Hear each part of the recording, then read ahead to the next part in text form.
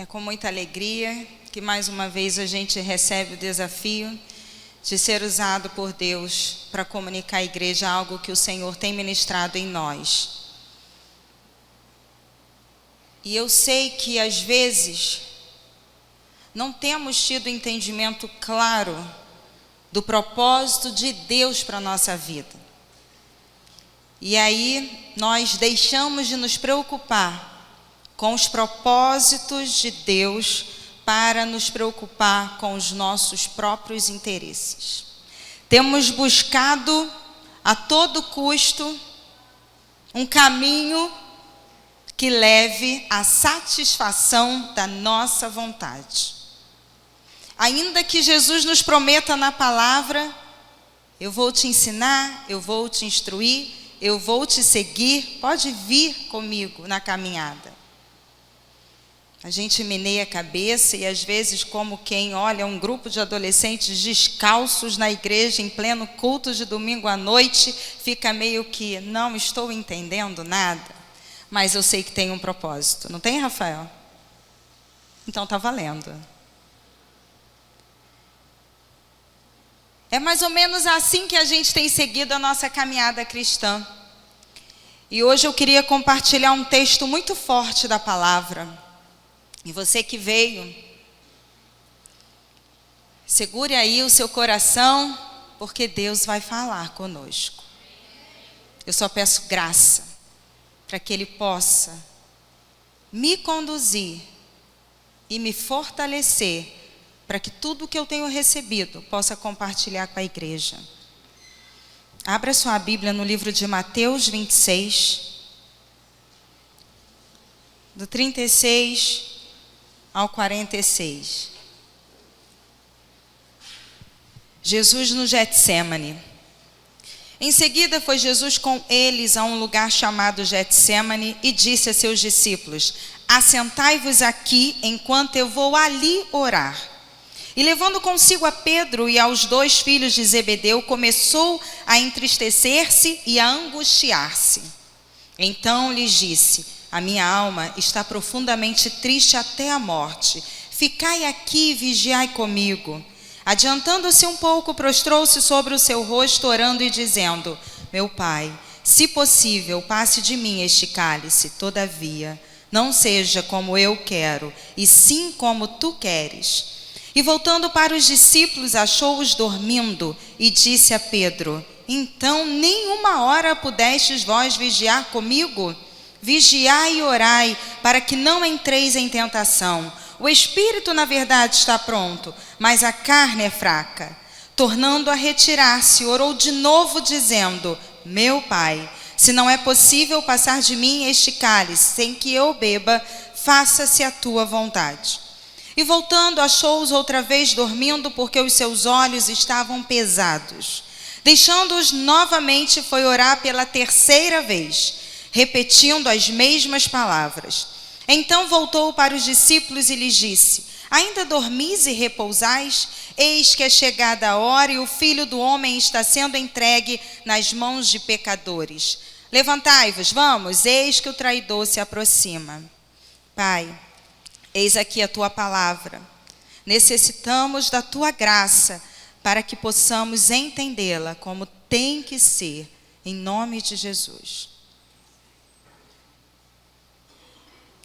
Esse texto é muito forte porque ele fala dos momentos que antecedem a crucificação de Jesus.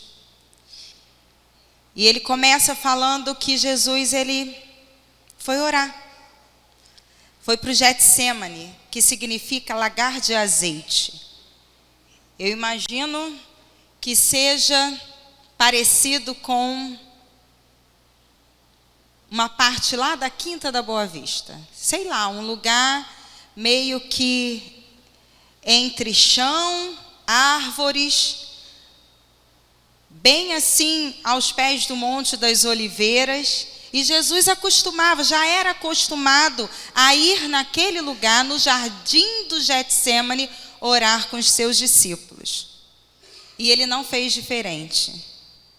Ele levou os seus discípulos, embora parece mesmo que não adiantou.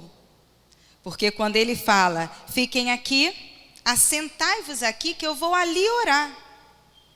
Ele subiu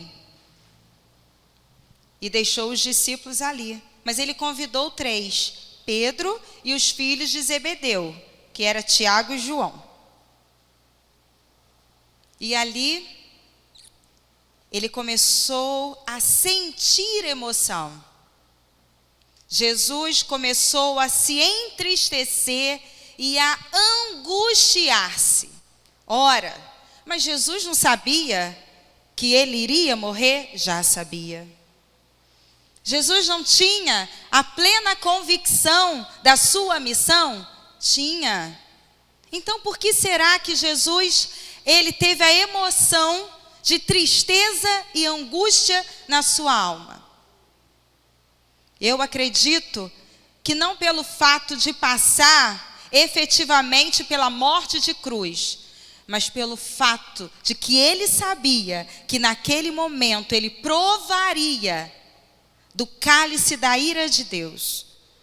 Imaginemos um homem santo, puro, imaculado, sem pecado, se fazer pecado por amor de nós.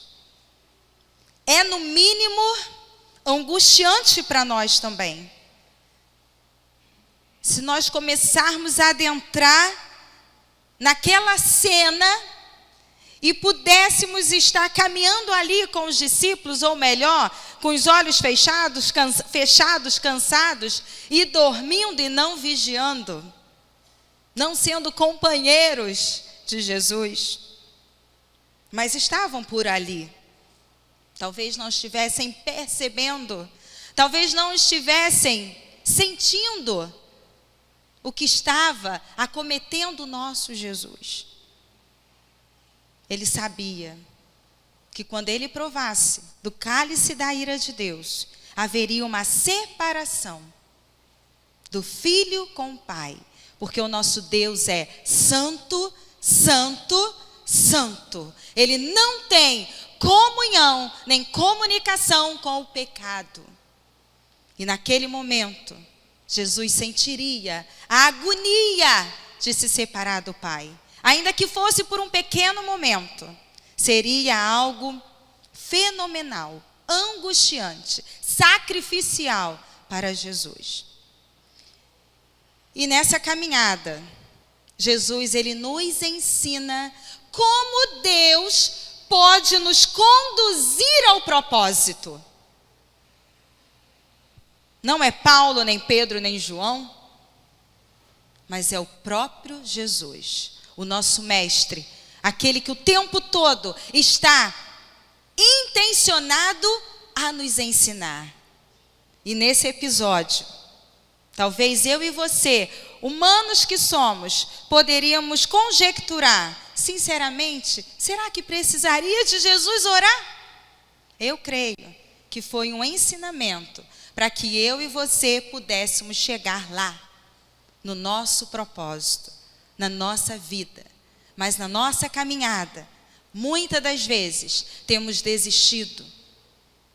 Temos estado com pessoas ao nosso lado que estão dormindo e não estão observando o momento que temos passado. Assim como Jesus passou com os seus discípulos. E eu queria refletir nessa noite sobre algo que aconteceu nesse episódio.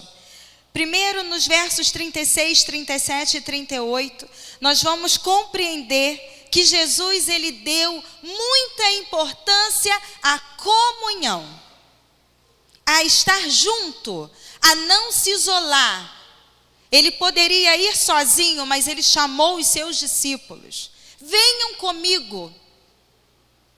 Os discípulos obedeceram, mas entretanto ficaram por ali mesmo. E Jesus falava, não é possível? Nem uma hora vocês podem vigiar comigo? Ainda assim, com esses homens, ele queria ter comunhão. Jesus não abriu mão de ir sozinho. Ou seja, é como se na verdade não tivesse adiantado muito aqueles companheiros. Não foram muito companheiros de Jesus. Mas Jesus não abriu mão, ele queria ensinar. Nesses primeiros versos, nós entendemos que ele foi com eles a um lugar. Ele saiu da onde ele estava e ele caminhou em direção a um lugar específico, onde eles eram acostumados a estar. E ainda assim, quando ele seguiu um pouco mais, ele levou mais 3. Mais uma vez, Jesus está demonstrando para nós, mais de 2000 anos após esse acontecimento, como é importante nós estarmos andando em comunhão. Tem muita gente hoje que fala, e eu entendo, que não precisa da igreja para servir a Cristo. É verdade, mas nós precisamos da igreja para servir o nosso irmão. E mais adiante, nos versos 39 a 44, Jesus ele vai nos ensinar a importância da oração. E ali ele começa a falar para os discípulos: sabe, a minha alma está entristecida, está angustiada até a morte. Por favor, vigiem, ore, fique comigo, não me deixe só. Imagina a cena, você ouvir isso do seu mestre e quando ele dá as costas, você dorme. E quando a gente vai lendo, a gente percebe que ele se adiantou um pouco, prostrou o seu rosto, orou e começou a falar com Deus. Talvez, não, certamente, uma das orações mais difíceis que um ser humano pode fazer. Quando Jesus fala: Pai, se possível, afaste de mim esse cálice, mas todavia que não seja feita a minha vontade, mas a tua em mim. Eu me lembro que eu fiz essa oração. Há 17 anos atrás, eu orei exatamente assim. E eu compartilhei com uma pessoa, na época, minha cunhada, irmã do meu marido. Ela olhou para mim e não disse nada. Eu me lembrei quando eu estava sendo ministrada por Deus. Da mesma forma que os discípulos nada fizeram, ela também não fez nada. Eu falei: sabe, eu oro assim. Quantas vezes na nossa vida nós oramos assim? Pai, não tem um plano B? Não daria para eu chegar lá e cumprir o meu propósito sem passar por aqui? Tem que ser dessa forma? Me apresenta uma outra possibilidade. E aí Jesus voltou, achou os seus discípulos dormindo. Ele voltou e foi orar novamente.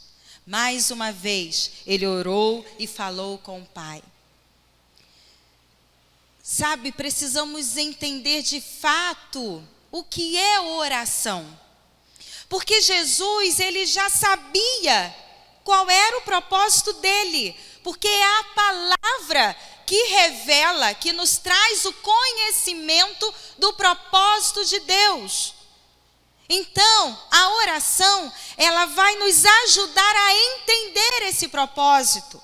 Eu acredito que nesse caso específico de Jesus, ele já tinha até entendido o propósito.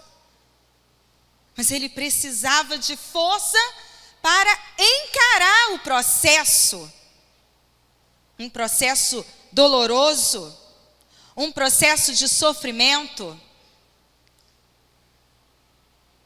Precisamos entender que é pela palavra e pela oração que todas as coisas são santificadas. Abra sua Bíblia lá em 1 Timóteo 4:5.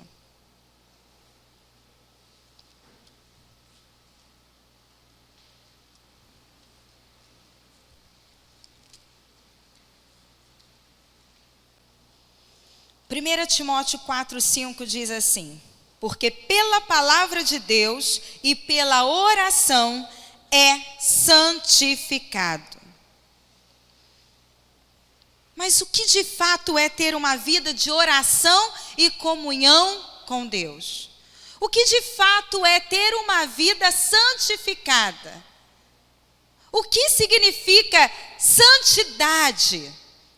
É ser separado para ser excluído, para cumprir um propósito? Não. Muito pelo contrário, santidade é separação, sim, mas para ser incluído para cumprir um propósito. Às vezes nós temos buscado a santidade para os nossos próprios interesses. Temos dito: Senhor, eu estou jejuando, eu estou orando, eu estou andando de uma forma diferenciada, eu estou me separando. Mas se você não entender que você está fazendo tudo isso para cumprir o propósito final, é falácia, de nada adianta, é sacrifício de tolo. Nós começamos a acreditar que nós estamos buscando a santidade de Deus, estamos quase nos tornando santos. E aí nós queremos até no nosso relacionamento mostrar para os nossos irmãos que nós somos mais santos do que eles. A minha vida é um livro aberto. Olha, no meu computador nem tem senha. Não tenho nada para esconder de ninguém.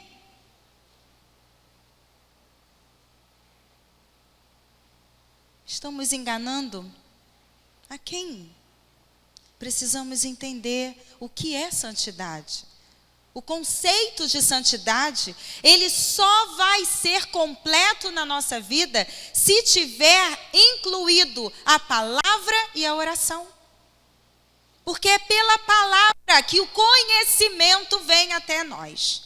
Mas é pela oração que nós entendemos o cumprimento dessa palavra. E é também pela oração que nós vamos pedir ao Senhor força para cumprir o propósito nesse processo.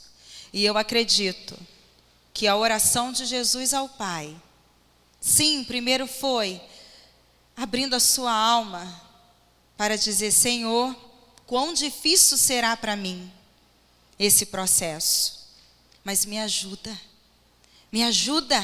a passar pela cruz com calma, ajuda-me a passar por tudo o que eu tenho que passar, com paz no Espírito. Esse foi o verdadeiro propósito da oração de Jesus lá no jardim do Getsemane. Sabe, muitas vezes a nossa vida, ela não tem caminhado alinhada com o propósito de Deus, porque temos buscado a santidade para os nossos próprios interesses.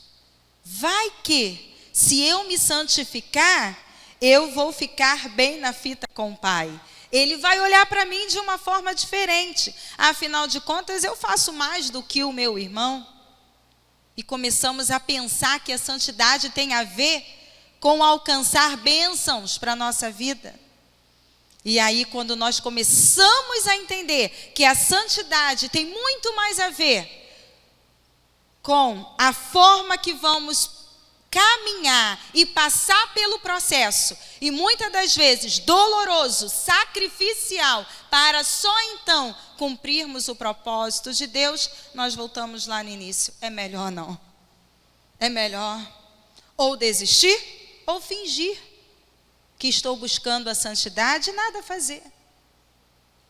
Mas estaremos indo contra a palavra. E se estamos indo contra a palavra, estamos em pecado. Porque pecado não é só roubar, matar, adulterar, mas pecado é saber fazer o bem e não fazer. Eu creio que após a terceira oração de Jesus, lá nos versos 45 e 46, quando ele diz assim para os seus discípulos. Então, voltou para os discípulos e lhes disse: ainda dormis e repousais. Eis que é chegada a hora, e o Filho do Homem está sendo entregue nas mãos de pecadores. Levantai-vos, vamos, eis que o traidor se aproxima. Nesses versos, o que ele nos ensina é vida com Deus. Ele foi, ele se entristeceu, ele se angustiou, mas ao mesmo passo que ele se derramou e colocou todo o seu coração diante do Pai, ele voltou e falou: pronto, estou, vamos cumprir o propósito. Não é fácil. Você sabe que Deus não te livrou daquele cálice. Você sabe que você vai beber daquele cálice. E agora? Você vai se levantar ou vai continuar prostrado? Na minha vida, eu também experimentei do cálice. E foi muito angustiante. Tristeza, angústia, dor, luto. Tudo de mais terrível que um ser humano pudesse experimentar, nem se compara com todo o sofrimento de Jesus. E quando Jesus, ele volta para os seus discípulos, que ainda estavam dormindo e repousando, ele levantou e falou: vamos embora. Não veio não. O escape não veio, ele não me livrou do cálice, eu já entendi, eu já entreguei, eu já me preparei para cumprir o propósito de Deus. Esse é o nosso mestre, esse é o nosso Jesus. Quantas vezes, depois de nós experimentarmos o cálice amargo, nós não conseguimos levantar, nós ficamos prostrados. Alguns por 1, 2, 5, 10, 20, até a vida toda. Não consegue. Mas Jesus conseguiu. E Ele é o nosso mestre. E nessa noite Ele nos ensina.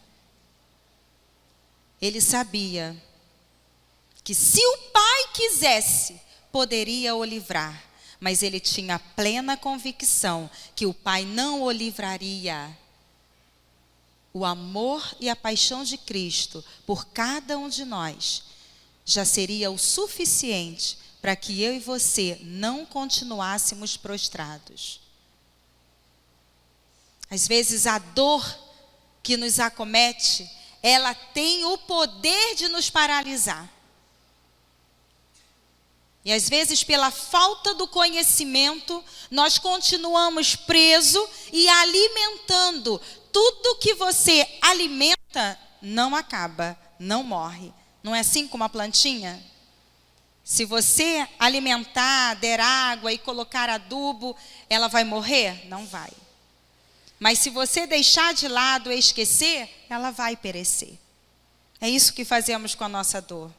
Tadinho deu, coitado de mim, porque você não passou o que eu passei. Você não bebeu o cálice que eu bebi. Ah, se você soubesse. E assim a gente começa. Nós temos argumentos e parece que a gente vai se formando e se tornando doutor em dor.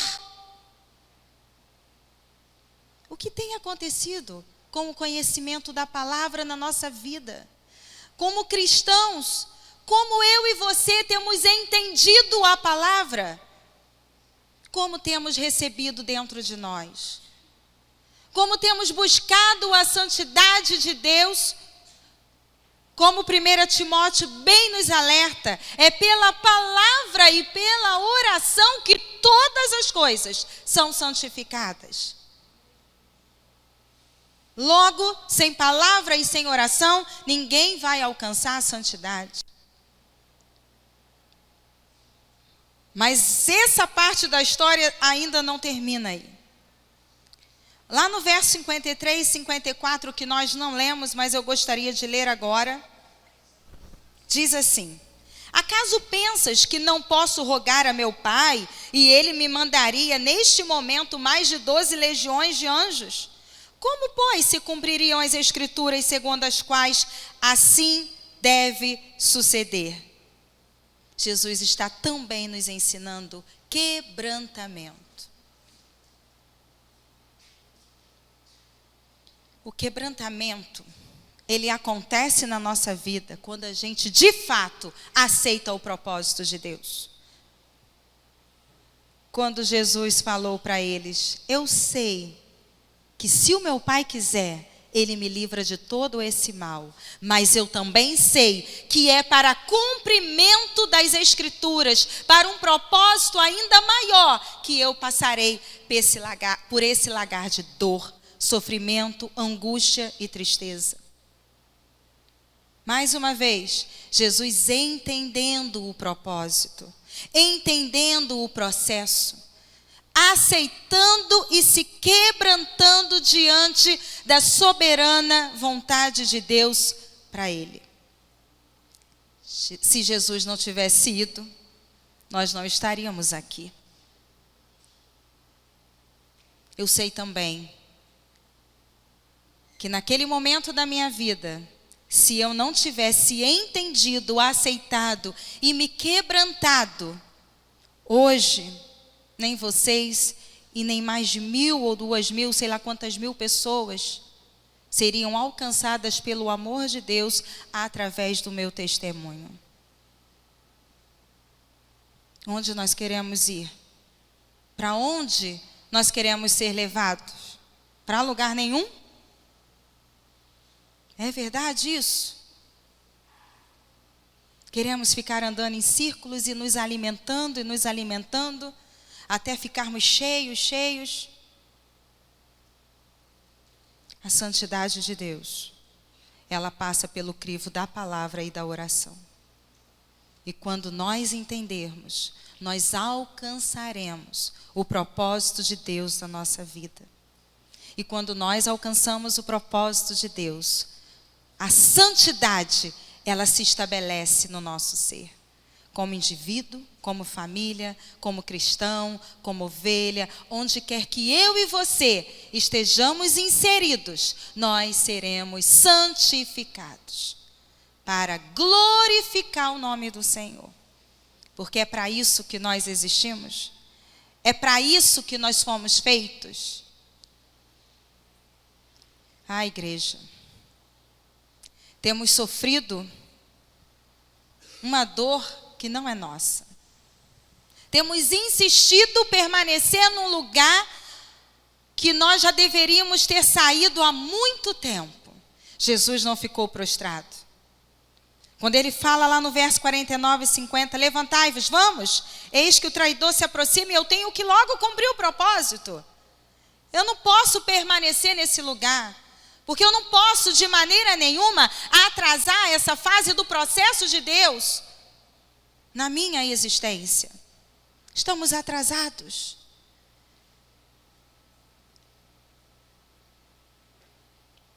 Estamos falando de algo que não temos vivido. Não temos alcançado o pleno conhecimento da verdade. É na oração que eu assumo o compromisso de cumprir o propósito. Jesus assumiu o compromisso com o Pai. É Deus, eu vou mesmo. E levantou e continuou a caminhada. Temos orado como? Como tem sido o propósito da nossa oração? Temos pedido a Deus para nos curar, para nos livrar de todo mal. Para quê? Para vivermos para os nossos próprios interesses? Ele é poderoso para fazer infinitamente mais do que tudo que eu e você pensamos ou até desejamos. Mas se não for para cumprimento de um propósito, você não vai se sentir pleno.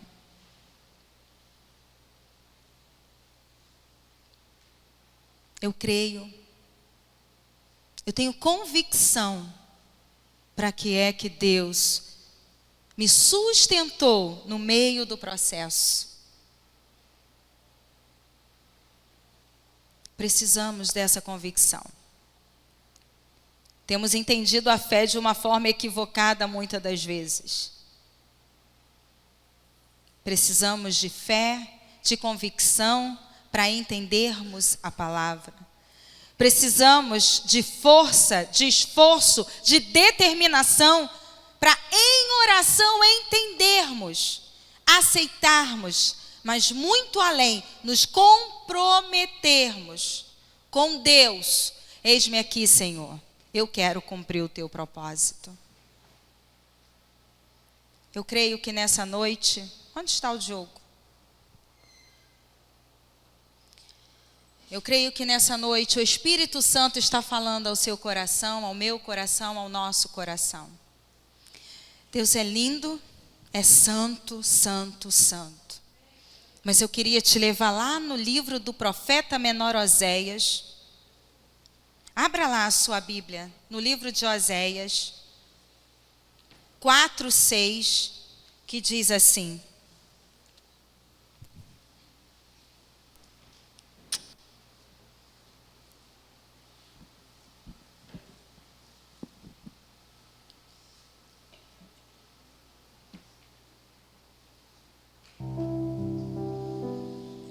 o meu povo está sendo destruído porque lhe falta o conhecimento. Porque tu, sacerdote, rejeitaste o conhecimento, também eu te rejeitarei, para que não sejas sacerdote diante de mim, visto que te esqueceste da lei do teu Deus, também eu me esquecerei de teus filhos. O meu povo está sendo destruído por falta de conhecimento. É muito sério o que temos lido. Temos sido capazes de criar os nossos grupos, formarmos a nossa crença. E quando as coisas não saem da maneira que a gente quer, a frustração bate a porta e ficamos prostrados mesmo.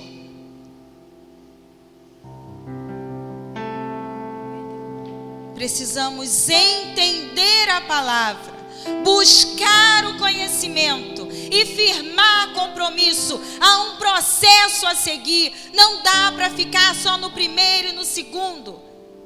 Jesus, ele nos ensina com a sua própria vida.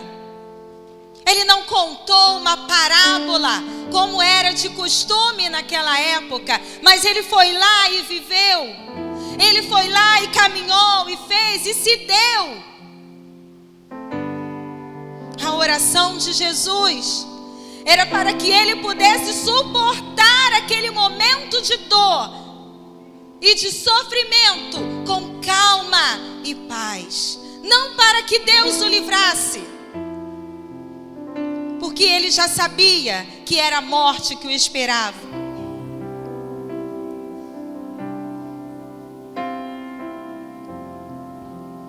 O Diogo, ele vai cantar uma canção. E eu queria que enquanto ele cantasse,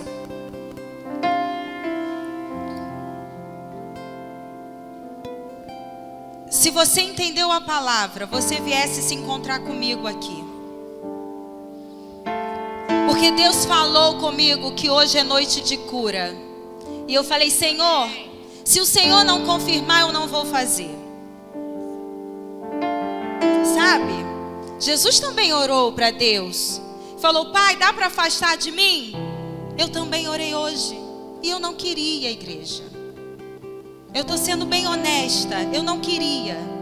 Mas quando eu entrei e ele cantou Jeová Rafá, é o Deus que cura toda dor, foi o suficiente para que o Espírito Santo saltasse no meu ser e falasse: hoje à noite tem pessoas aqui que estão alimentando dores. Não é uma dor de cabeça que pode passar com uma novalgina ou neusaldina, não. Mas é uma dor que tem te acompanhado por anos. Talvez um cálice amargo que você tomou e você tem uma dor de não entender por que o Senhor permitiu que você passasse por aquilo, ainda que conhecesse o processo da vida e morte de Jesus. Se você tem essa dor, eu quero te encontrar aqui, porque nós vamos orar juntos. Porque eu creio no Jeová Rafá. Eu creio no Deus que cura toda dor. E nessa noite, você precisa ter coragem de partir do lugar onde você está. Assim como o nosso Jesus, ele teve coragem de sair daquele jardim e falar: levanta-se, que o meu traidor já está me esperando, para que eu possa cumprir o propósito que o meu Pai estabeleceu para mim. Não é uma cura despropositada, mas é uma cura com o propósito de sair daqui e tocar outros.